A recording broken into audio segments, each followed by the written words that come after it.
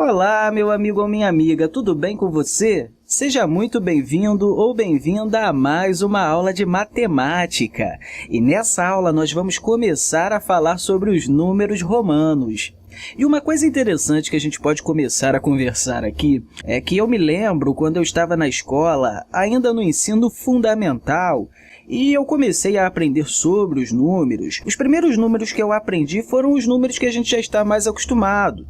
Por exemplo, o 1, o 2, o 3, mas depois de aprender bastante sobre esses números, eu lembro de ter visto em um quadro na sala alguns números um pouco diferentes, números que seguiam um padrão diferente. Por exemplo, tinha aqui esse primeiro aqui, depois o segundo, depois o terceiro, depois o quarto e, por último, o quinto. Então, tinha esse padrão aqui interessante no quadro.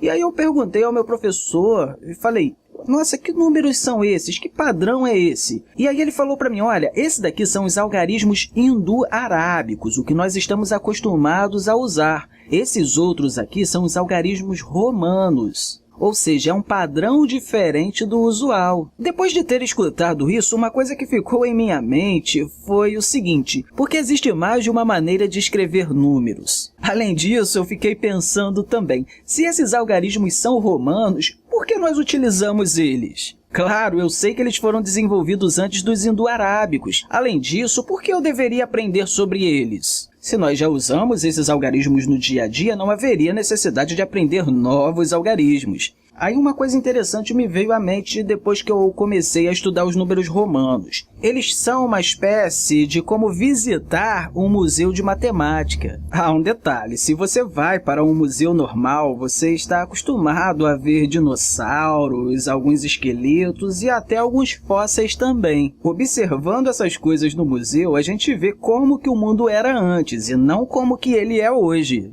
Aí eu percebi que os números romanos meio que também nos mostram como que a gente contava no passado, que é uma maneira diferente da forma que usamos hoje. Isso, inclusive, nos permite até realizar algumas perguntas, como, por exemplo, será que a forma que fazemos hoje é melhor do que a forma que fazíamos no passado? Bem, isso é uma pergunta interessante. Pude perceber que os romanos utilizavam algumas letras para denotar os números. É claro que, atualmente, a gente utiliza os algarismos indo-arábicos, e existem 10 desses algarismos, o 1, o 2, o 3, o 4, o 5, o 6, o 7, o 8, o 9. E, claro, não podemos esquecer do 0. O 0 também é muito importante. Esses aqui são os algarismos indo-arábicos, os algarismos que nós já estamos bastante acostumados a utilizar. E, claro, a gente pode fazer a união de muitos desses algarismos para representar os números que a gente quer representar.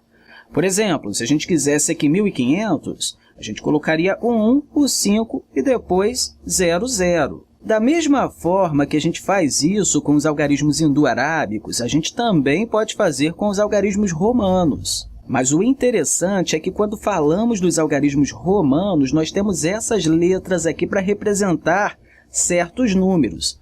Vamos escrever isso daqui, romano. E aqui nós temos o I, o V, o X, o L, o C, o D e o M. Ah, claro, eles não utilizavam o alfabeto que nós utilizamos hoje. Nós apenas utilizamos letras que se parecem com os símbolos que eles utilizavam na época. Então, se a gente observar aqui, eles utilizavam um bastão, como se fosse um I, para representar o número 1, um V para representar o número 5, o X para representar o número 10, o L para representar o número 50, o C para representar o número 100, o D para representar o número 500 e o M para representar o número 1000. É claro que até o momento nós estamos apenas aprendendo o que cada uma dessas letras significa. Ah, só um detalhe, vamos escrever aqui do lado que esses são os algarismos indo-arábicos. E aí, como eu estava falando, até o momento a gente aprendeu o que cada uma dessas letras significam.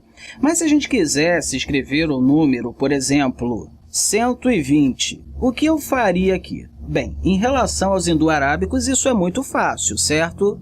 a gente poderia colocar aqui 3 algarismos, cada um em uma posição diferente. Tá? Vamos colocar isso aqui, aqui e aqui. A gente colocaria aqui, já que é o número 120, a gente colocaria o 1, que representa o 100, ou seja, uma centena, o 2, que representa 2 dezenas, e o 0, que representa nenhuma unidade, ou seja, nós temos uma centena e 2 dezenas, ou simplesmente o 120. Observe bem que aqui nós vamos colocar cada algarismo em seu devido lugar, certo? Mas, ao observarmos os algarismos romanos, percebemos que eles não têm um número muito importante. Um algarismo que nós utilizamos aqui, 120, certo? Que nesse caso foi o 0. Se não tem o 0, como que representaríamos o 120? Bem, isso é um exercício muito interessante de se fazer, não é? E é algo que nós vamos fazer no próximo vídeo. E mais uma vez eu quero deixar aqui para você um grande abraço e até a próxima!